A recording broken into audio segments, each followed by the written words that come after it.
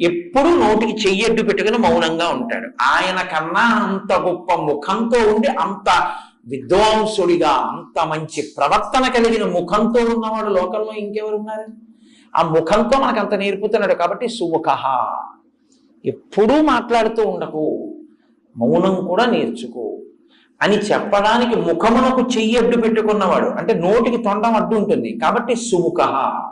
ఏకదంతశ్చ, సుముఖశ్చైకదంతశ్చ అని కలిసిపోతుంది శ్లోకంలో. ఏకదంత అంటే ఒక్కదంతమే ఉన్నవాడు.